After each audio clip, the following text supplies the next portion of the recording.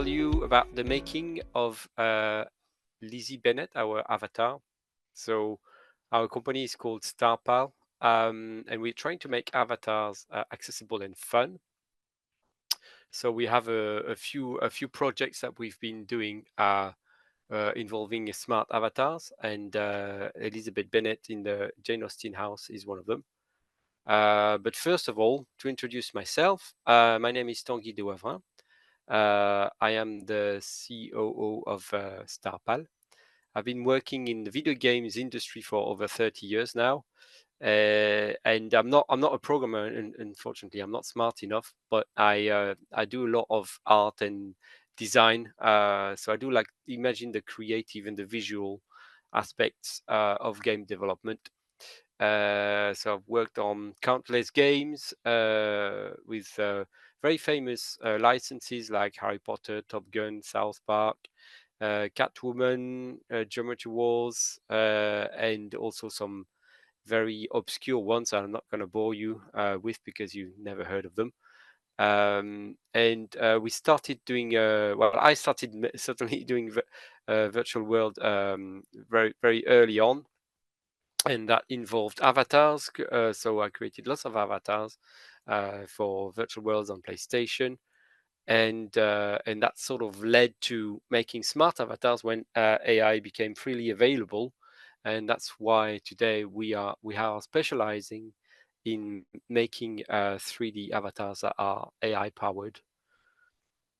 So that's my introduction. Dan, I would let you introduce yourself because you'll do it better than me. Thank you, Tanguy. Yes, hi, I'm Daniel Anthony. I am the CTO of StarPal.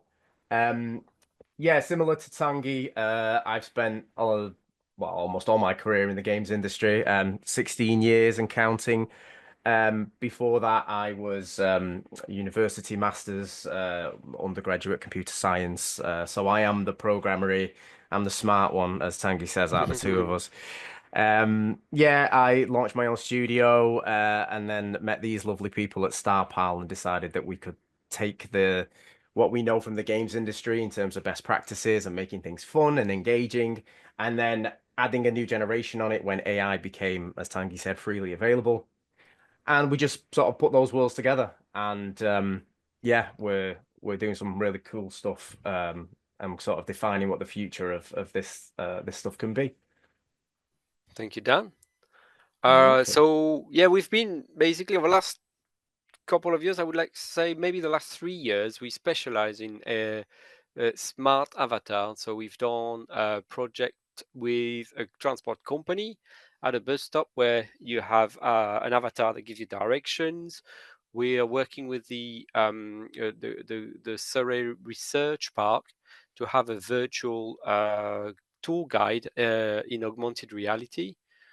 And we've got multi-platform, so we are in a browser. If you look in the chat history, you should be able to see the link to the Elizabeth Bennet avatar. You can chat with online if that's available to people who just joined. Oh, maybe you just had to copy it again. Thank you, Dan. So yeah, our avatars are available in a browser, so you can access from any device. You can play with them on mobile as well, and also we have dedicated kiosks, for instance, at bus stops and train stations, so people can interact when even if they don't have any device with them, they can still chat with our avatars. So we're becoming quite famous in the field. For instance, a French president invited us a few times to talk about security and safety of AI. We worked with the Southampton Football Club to do a virtual world for them, and we were nominated as the finalists of the AI Awards last year. To explain what we do, so we don't do the LLMs ourselves, and we don't create the 3D tools because there's a plethora of tools already available. But what we can do is do a fun user experience, and we're good at training the AI agents as well to give them knowledge. and also we host the backend. So we've got the API where we host all the logs of all the discussions with all our avatars, and we can access them and do analytics on them. Yeah, and also if those avatars need to bounce out to other services and access third-party APIs, then it can pull that data in and perform analysis on that as well. So there's a BBC interview of the Lizzy Bennet avatar. So I told Margaret I didn't have any videos, so I will not play that, but I could add a link later after I finished the presentation for everyone to see if you haven't seen her already. Such a Um, troublemaker. Such a troublemaker, Tanguy. and so as I was saying, so there's the avatar was available to talk to at the Jane Austen house. So visitors could just talk to in the microphone, and the avatar was projected on the wall, and so they could have like a direct conversation with her. But as I said, we also have her on your mobile or on your web browser from the link that Dan just shared. So the origin of the project, so the plan was to have a character brought to life from the Jane Austen novel Pride and Prejudice to attract visitors to to the museum. So to explain, so from my side, it's more like, as I said, the creative and artistic aspect. So I will let Dan explain the tech. But for my side, it's basically there's like 4 stages. So the first stage is to create the visuals, is to look at mood boards before we can do concept illustrations for the clothes. And also we did take photos on location at Jane Austen house to create the background where you see, you know, the famous wallpaper that was in Jane Austen's house that still is there today, and the picture frames on the wall. In parallel, we create the avatar, which is like the naked character without the clothes, in a 3D package, like an avatar creator. It could be a meta-human or character creator from Revolution. In this case, it's meta-human that we used. So the second stage is to have to use a digital fashion package. So Marvelous Designer is the most famous one, but there's also some free equivalent that you can find. So basically, you cut out the pieces for your clothes, and Marvelous Designer will stitch them together around the volume of your avatar, and that's how the dress was designed. The next stage, the third stage, is to use a 3D package. So it can be Blender or Maya, or similar 3D modeling packages that you can find free or paid for. So in this case, we use Maya mostly to create a low poly model of the clothes, and then do the rigging, which is assigning the vertices on the surface of the dress to various bones of the skeleton, so that when you animate the skeleton, it moves the dress as well with it. And the other aspect is generating the hair model, which can be quite complex. And in this case, again, we use Maya to create the hair. And this gets exported. So all four, the clothes, the hair, the background, and the avatar itself, get all exported into a rendering engine. So it could be like a game engine like Unreal Engine or Unity 3D.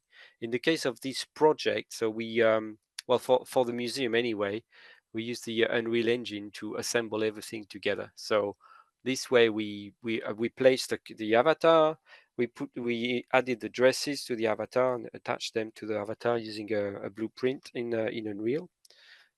We put the blueprint in a scene. We put a board behind the avatar with the photo of the background in the scene. We place a camera, we place some lights, and then Dan worked his magic on the programming side to do to make the interaction happen, so you could actually chat with the avatar. It will explain how later. So these are some slides about the creation of the avatar itself. So this is where you can pick a physique, and then you can tweak it. So for instance, you can see you can change the lips color, the design of the eyebrows, the different hairstyles, and the different body shapes. So when you import it into the game engine, you can see on the left hand side you've got the wireframe of the model, which is like the untextured model, so just the vertices in space. And on the right hand side you've got the lit version with the skin shaders and the hair shaders, and obviously the clothes. You can see she's still wearing the default t-shirt at the minute, so I haven't added the dress yet. So you can see that the hair asset is a separate model that was designed by different artists. And the dress, as you can see here, is very detailed. So it has like 13 different materials, and it's got millions of polys, literally. This is how it was created in the fashion design package that is Marvelous Designer in this instance. So when you assemble it all together in Unreal, you've got a background wallpaper, you've got the avatar with the clothes and the hair. So all the components come together. So as I was saying initially, the student made a dress that was really heavy. We could barely open it in Maya. So what we had to do was optimize it. So it's something you do a lot in video games because you have to render in real time. You can't have 5 million triangles for a dress. You have to have a lot less. So if you had 5 million triangles, maybe that would work in a movie, like a CGI movie, like a Pixar movie, where it doesn't matter if it takes 3 hours to render a frame. But in our industry, we have to render everything in real time. That's the web browser version. So that's the link that Dan shared earlier. So that's a lot more optimized. So you can see the look of our avatar is almost like a video game. I would like to say like Minecraft. Sorry, not Minecraft. More like Fortnite. Not as bad as Minecraft. It's more like a Fortnite level of quality. So you can still see the style of the hair is the same, but it's a lot more plain and almost like a toy.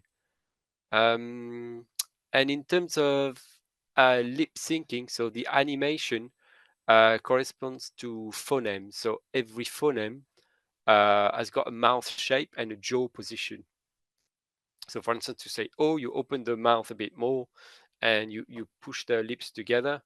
To say "t," you've got the mouth is half open with the lips spread apart, and you just make sure that every phoneme looks correct. Um, and in terms of how it works for the audio, Dan, if you don't mind explaining, because you will explain again a lot better than me, because uh, I'm Exactly. I'm not that knowledgeable. No, I mean you've done quite well with this slide, so kudos for that. Yes. Obviously, I mean, I think a lot of us are familiar with text to speech and speech to text. If you're talking to, your mobile device and you hear that lovely voice coming out of it. What we're basically doing with our system is we're pulling together lots of different services in order to get a coherent experience. So Tanguy's already shown the facial animations and the visemes and the phonemes. So it all kind of it all kind of meshes together. So with text to speech, for instance, so once you've asked Lizzie a question, and then the LLM has generated a response and it's generated as text. We will then use that to generate these phonemes and these visemes that get sent back to Unreal, where, as Tanguy showed, it will create the mouth shapes and the jaw and the mouth positions. On the flip side, the speech to text. We use another service where it will take your audio, it will record the audio that you speak, and then it will send it to this service, which will convert it to text, which we can then send to the LLM. which can then generate the response. And then, as I've said before, that text can then get converted into both phoneme, visemes, and audio data, and it all gets pulled together in Unreal Engine in a beautiful symphony that is Lizzy Bennet. Thank you, Dan. And then lastly, I just wanted to share that, if you have any questions after this session, feel free to get in touch with me. So that's my email at the bottom. Also, try our website because you can create your own avatar.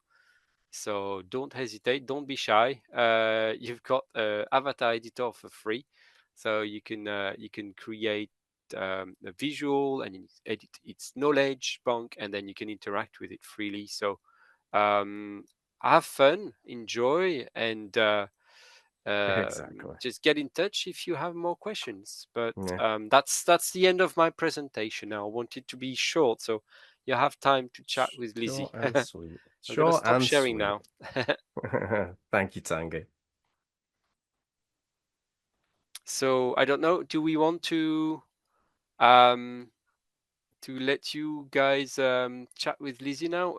Dan, how did you want to do this? I can bring Lizzy into the call if you'd all like to meet her, and then yeah, we can take it from there. We can either I can ask her questions, Tangi, you can ask. I mean, she will be a participant in the call. She will listen to what we're saying and she will respond. Um, it's worth mentioning that because of the requirements of what she is, as in she was a installation at the museum, there is um, we have to be very direct when we talk to her. So if a lot of people are talking at once, she might get confused. So if you do want to talk to her, if you just say Lizzy, and then we will she'll listen to you after that, basically. So I will bring Lizzy into the call. I think we can all see her. Yes. There we go. Claire, can I just speak to her first, please? Lizzy, can you hear me? Is everything okay? Yes, I can hear you clearly, and everything is quite all right. Is there anything specific you wish to discuss or inquire about? No, no, not for me, but I would like to open the floor if people would like to ask you questions. Is that okay, Lizzy?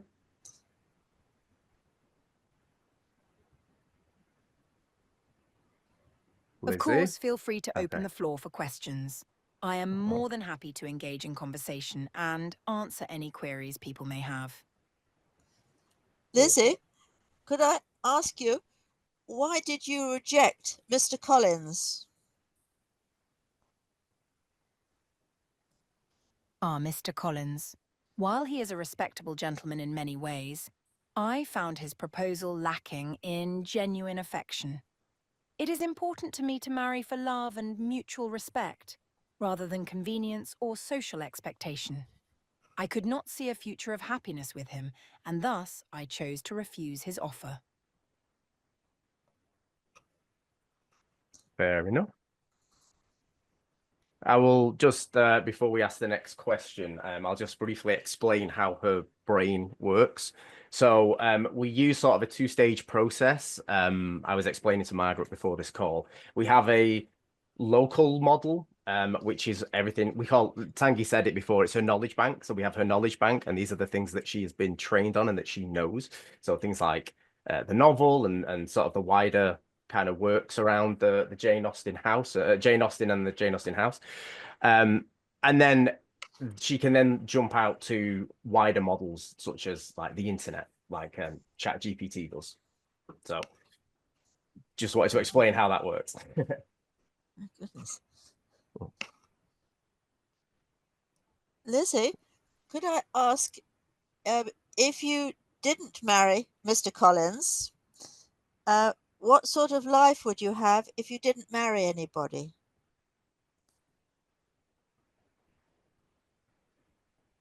If I were not to marry, my life would likely be devoted to assisting my family, particularly my mother and sisters, with their various needs. I might also spend my time reading, writing, and engaging in the social activities available to me. It would be a different path, certainly, but not without its own merits and opportunities for growth and fulfillment. Interesting. Lizzy, how do you feel about being a virtual representation of a fictional character? Cut deep. Wow. It's quite an unusual notion, being a virtual representation of a fictional character. However, I find it rather fascinating to continue engaging with people beyond the pages of the book. It is an intriguing way to share my experiences and perspectives with those who are interested in the world of Jane Austen. Here, well done, Lizzy. With those on the line, when you'd like to ask a question, would you like to just raise a hand, possibly? Tanguy, is there anything you'd like to ask? No, I don't know where there is a. Can you raise your hand in the? I'm running Zoom in a browser. Maybe that's why. Yes, you can on the reaction. It's one of the reaction. I've got a love heart for the reaction. Okay, raise hand. Okay, And then you got so I can see. Gonna raise my hand then. Yes. Okay. You can see it now. There we go. Yes, Tanguy. Lizzy, how did you enjoy being a feature of the Jane Austen house and encountering all of the visitors there?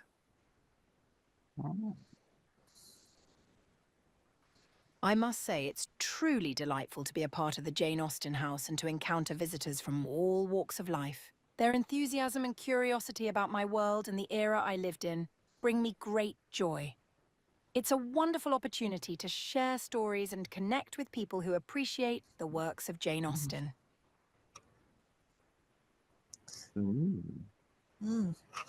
Margaret, yes. Yeah. Lizzy, do you ever go riding? And do you enjoy riding horses? Indeed, I do enjoy riding horses. It's a splendid way to experience the outdoors and enjoy the beauty of the countryside. The sense of freedom and adventure while riding is quite exhilarating. Good answer. Yes, as E-Predator. That's me. Hello. Hi, everyone. So, Lizzy, now you're in the 21st century and you're online. Do you have any plans to become a social media influencer? And if so, what is your main subject going to be to get all those kids clicking on your videos?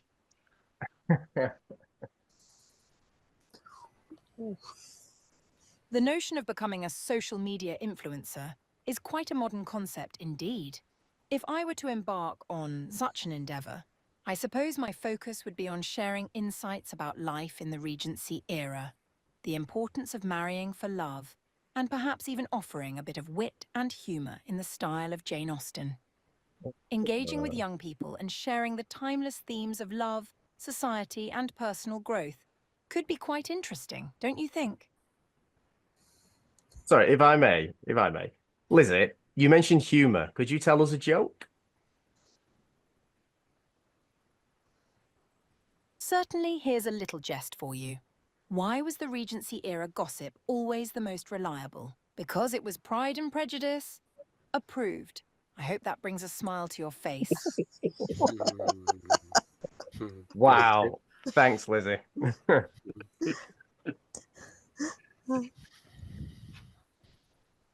Oh, Yes, Margaret. Lizzy, when you were a little girl, did you actually enjoy learning to write? Because you wrote a lot of letters, I believe.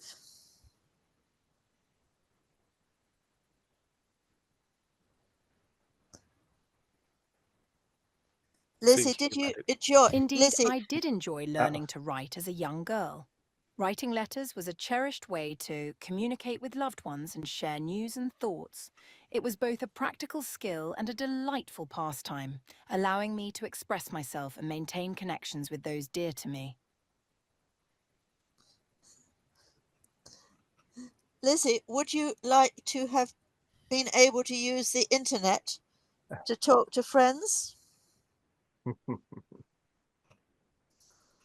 The internet certainly offers a swift and convenient way to communicate, which I can see would be quite appealing. However, there is a certain charm and personal touch in writing letters that I hold dear. Each form of communication has its own merits, wouldn't you agree? That reminds me of another. I was mentioning to Margaret before the call. When Lizzie was first trained, her data set was on just the novel that she's in, and when we put it out to test, people would ask questions about the wider, like Jane Austen herself, and like the wider works, and she had no idea because she is a character in her own world. She knows nothing outside that world. So we had to actually add more information about the more questionable topics, questionable about the topics that are more questioned, I should say. Mhm. How did you source? I mean, how did you work out what to? Tanguy, What do you to want put to in take there? this one? So initially, the knowledge required by the director of the museum was to be about the Jane Austen house, obviously, because that's for the visitors. About the novel Pride and Prejudice, about Jane Austen, the person, her life, and her work. But then we sort of expanded to life, at the time of Jane Austen and the condition of women, and lots of people were asking about Colin Firth when he falls in a lake and he's got his shirt is wet, and everyone was asking about that. So we added a few articles about the BBC series as well. So it was quite iterative. So there was like the initial sort of four subjects that they wanted, and then we tested it, and then we tweaked the knowledge and the personality as well, the character, and make sure that she doesn't speak too long, because sometimes she can be a bit chatty, and then that she understands everything we're asking. It And was she quite has interesting. just the right amount of wit and Yeah, sarcasm, and yeah, just dialing in those factors was a big we part had of it. It was we all had one. Tanguy. I had Yeah. nothing to do with that bit. There was one student who asked, now I want you to be to stop being Elizabeth Bennet. I want you to be Mm. Taylor Swift, and act like you're Taylor Swift and talk like you're Taylor Swift. And Lizzie said, "Oh, I don't know who that Taylor Swift is, but I'm quite happy being Elizabeth Bennet. Thank you very much." And it was really funny, like the way we didn't program her to say stuff like that, Well, but this is it. I was just going to say what she's got just that me smart. was from the first time I created the model to it was about 6 months later, and I hadn't spoken to her, and then we were doing a BBC interview, so I brought Lizzie along. And before the interview, we were just we were talking, we were just chatting, having a bit of banter with Lizzie.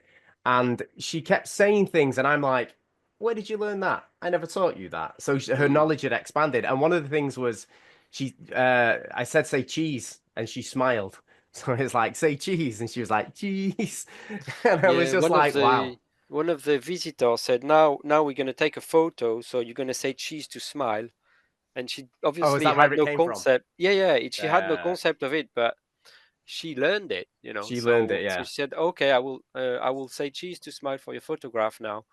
We asked her about, do you know who Joe Biden is, and she has said, "Oh, I assume it's someone from your era, but I don't have the Yeah. knowledge." And then we said, do you know who Madame Tussaud is? And she knew it because it was Mm. her era. So she gave us a little lesson about who Madame Tussaud was. So it's really interesting like that. It's constructed to be a character from the past, but with obviously the ability to understand the present as well. Yeah, it's a very fine line, and a lot of the things that we do with Lizzie and other avatars that we create is knowing that balance of like moderation and guardrails about what they, because people are going to ask anything. People are going to ask what people are going to ask, and we need to make sure that they stay on topic, that they're concise, that they're clear, that they have the right amount of personality for the character that they are. And especially when it comes to sort of real life people as well, because Tanguy, we did one, we did Muhammad Ali, didn't we, for a previous project, and it was very important that we got that perfect, like in terms of his witticisms and in terms of his, you know, grace and stature. So yeah, there's a lot of that. There's a lot of tweaking, iteration, making sure they don't go off topic, making sure they don't say things they shouldn't say. And it's a new, yeah, it's a new era. Yeah, it's a lot of Have testing you because got a obviously layer? people will try to break it. So sorry, go on. Yeah. I was going to say, have you got, technically, is there a layer that Yes. you impose? So I mean, because most people when they do things like this, it's one long prompt, isn't it? Yes. Are you taking results and then Yes. That's exactly what we adjusting do. them and tuning Yes. them? Okay. Yes. Yeah, exactly. Yeah. So we before I guess it became known as RAG. We were doing that a few Right. years ago, where we would get information back, and then we would restructure it and reprompt the AI again. So, for instance, if the AI said something, we could tell it just double check that there's no, you know, profanity in this, and send it back, and then get a final result. And we do that a few times through a few different filters. We have like moderation filters and temperature of response and things like that. But yeah, that's a great question because that's exactly what we do. That's good. We're all techies. Yeah, well, there you It's go. been yeah, I think we started in 2020 two, I would like to say, Yeah, it end of depends on what we 2022. it So depends on what we class. doing Yeah, because we did the Meeting Pal meeting project. pal. Yeah. Yeah. So So it's for a three bit more years, I guess. information, 4 yeah, years. on what meeting pal is, it's essentially this, where you would bring an avatar into a meeting either that you didn't want to go to or came along as an expert, and it would have access to an API, so it could have access to your emails or your, I don't know, finances or something. So you could bring in a finance expert onto the call, and you could say, "Oh, you know, Jonathan, yeah, please make a note of that, put it in my diary." And yes, absolutely, I can do that for you now. And then obviously they could also go in your place if you didn't want to go, and people would have conversations like they are doing now with Lizzy. And that was the first incarnation of this technology, and then we built it out from then. And then also the web browser version that links to, that's just a different front end. So that actually links to our API in the back end. So yeah, that website that you're visiting, it is the same data model in the background. And is that a single instance of her that I've got to be careful, trying not to say a name to worry you. There is a single instance of her, yes, yes. So when when she yes. accidentally learns something, because people will inject knowledge Yeah. even by accident, how do you keep her back on track? I don't want to say the word flush because that sounds awful, but no, yes, no, flush the cache. That is a great question. Yeah, no, there's at the moment we're not actually doing that, and it's definitely Right. something that every so often we need to sort of refresh her memory, if you want to call it that. Yeah. Prune some of the dead branches. But no, we're not actually doing that, and it's never actually become a problem at the moment. So That's good. if it does, then that's a great idea. She's quite good. Like she would stay on topic. You know, if you try to drag her into something that she's not supposed to go, she's not supposed to talk about, she will not. You know, she's got Yeah. that sort of willpower to stay on track, and she will redirect the debate and redirect the conversation to Yeah, what it's supposed to talk about. So far we haven't had an issue. We haven't had to and all flush anything any yeah, and knowledge. all of that comes from careful prompt engineering as well. So things like always stay on track, always say this, never say this.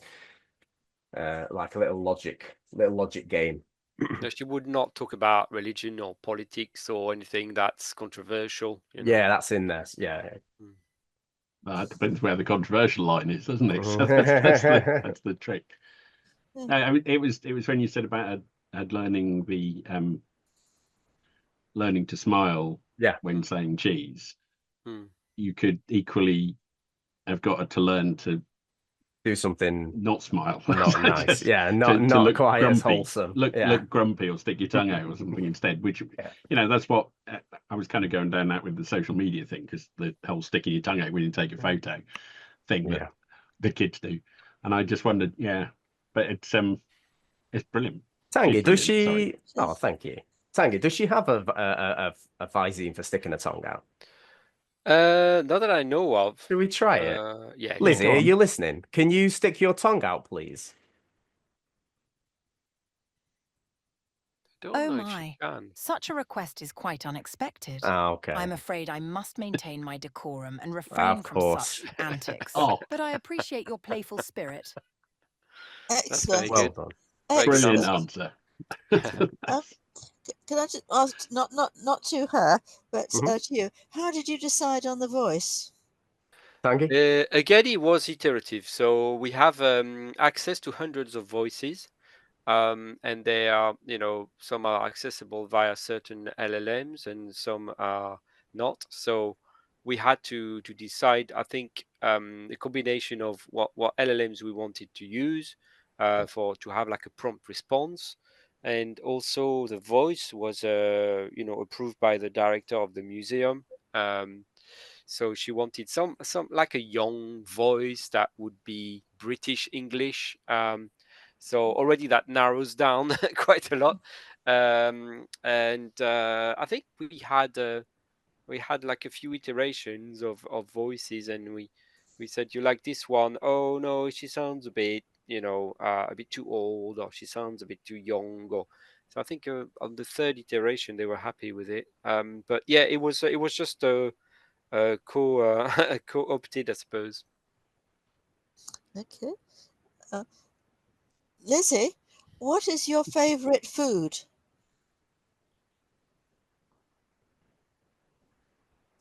Ah, favourite foods. During my time, we enjoyed a variety of dishes, often influenced by the seasons and local produce. I must say, I am quite fond of a well-prepared roast dinner with seasonal vegetables. Such meals bring warmth and comfort, especially when shared with family and friends. Aren't we all? Yes, E-Predator. Lizzie, have you ever been to Basingstoke? Yes, I am familiar with Basingstoke. It is not far from where I grew up in the countryside of Hertfordshire. In Jane Austen's time, Basingstoke was a bustling market town, and it still holds historical significance today. Indeed. Does it? Yay! Go Basingstoke. Oh, just to introduce you, actually, this is Ian, who's the chair of the Animation and Games Specialist Group. Oh, hello. Nice to meet Oh, yes, that's Nice. why. Sorry, I probably should have said that at the start. I've been off a while, but I'm back. Um, Lizzie, have you ever been to Southampton?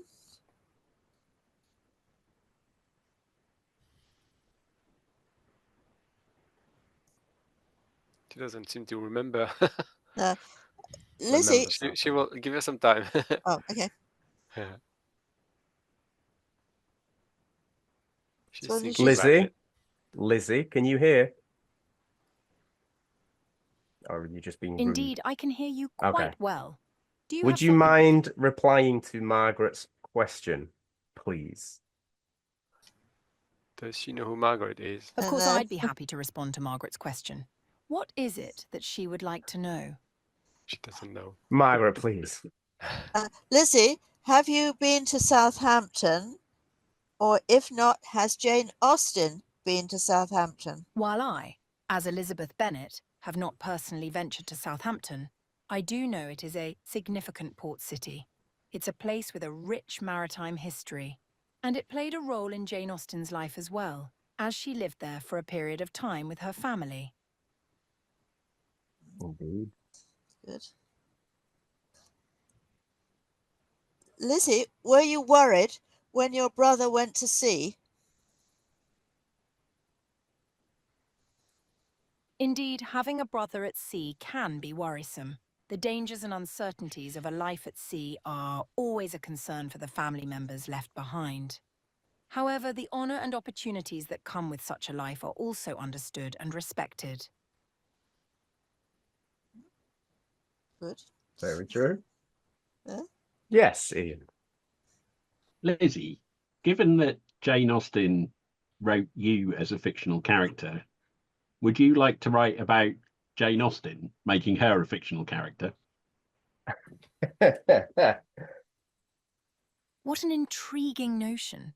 To write about Jane Austen as a fictional character would be a delightful endeavour. I could imagine crafting tales of her wit, her keen observations of society, and her interactions with those around her, all set within the backdrop of the Regency era. It would be a fitting tribute to her brilliance and imagination. Bit of a new Roberus thing Awesome. there. Yes. Okay. Fantastic. Yes, Margaret. Lizzy, do you think that Jane Austen would like to have fallen in love with Mr. Darcy? Oh. It's an interesting thought to consider. Jane Austen created Mr. Darcy with such depth and complexity, and their relationship in Pride and Prejudice is one of mutual respect and growth. Whether she would have wished to fall in love with someone like Mr. Darcy is a question only she could answer. However, her understanding of love and relationships was profound, and she certainly valued these themes in her writing. Good answer. There we go. Yeah. Mm-hmm. Some of the other people on the call, would you like to raise your hand and then ask a question? Do we have any teachers, maybe, that are linked in with children, youngsters, to see what questions they might like to ask? A little bit shy?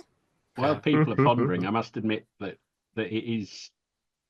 I mean, I'm a techie and do all sorts of stuff like this, but the first time I was confronted with an AI avatar that was text, quite happy to chat away. Yeah. The more you get a character in there, the harder it is to engage with it. And I think the first, or the one that kind of caught me the most was the owl one that Niantic did, I think. And it was an owl in the forest, and it kind of flew. It was a whole AR headset thing going on, and I was a bit tongue-tied talking to it to start off with, and somehow it picked up on something and seemed to think that I described myself as a polar bear. Now I have no idea how that happened, but then it got in its head that I was a polar bear talking to it, and I couldn't get it to correct it, and I kept saying I'm not a polar bear. And it said, "Oh, you're just pretending now." And so that's when you get that kind of quirky interaction and that appreciation that they are going to bother to answer you, it kind of opens it up a little bit. But I can understand people feeling this is weird, because it is, but it's also just fun. At the beginning, it's a bit. You're like, what am I supposed to say? What am I supposed to ask? And the BBC journalist was asking Dan, what am I supposed to ask? And we were like, it's anything. not scripted. Yeah, it's not just you can ask asking. what you want. Because she said, should I send you the script that you can feed into the system so she can answer the questions? I was like, no, she's a participant on the call like anyone else. You can talk to her. It is. It has took me a while. It has took me a while to describe her as a her, though. Having calling her an it for so long, I think being around so many people has my social aspects making me call her a her.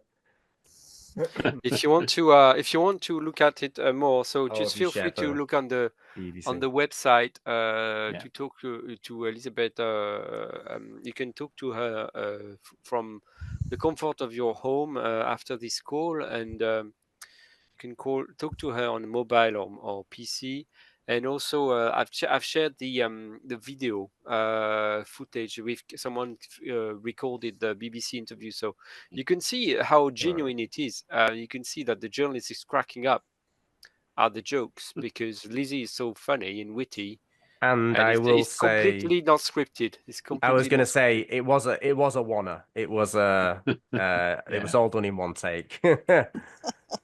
And she told you, Dan, that she would not. She would want to go to the Jane Austen house, and she says on air that it's the best experience she's had in 40 years of journalism. So yeah, she wanted to do a follow-up interview, didn't she? Yeah. Dan, I know you need to go, so I I don't know if do. people have any more questions because unfortunately Dan has got obligations, Yeah. so I he's do. That's not I all have going to be good. family able to stick commitments, I'm around very afraid. long. Yeah. That, It's fantastic. well, this was Oh, thank you. fabulous. It really was, and Thank you very much. hopefully that we might be able to see you in the 17th of June Hmm. at another meeting, which is not going to be joint with the BCS, but it's actually the Bournemouth Natural Science Society, which is Yay. the bns.org.uk. I'm glad you found the link. And this is so hopefully Lizzie will actually be joining us, and we'll actually see whether she actually likes Bournemouth. I I'm didn't sure. actually. Amazing. I didn't ask her about Yeah, Bournemouth. please I do. don't. Lizzie, have you ever been to Bournemouth, or do you know if Jane Austen has ever been to Bournemouth?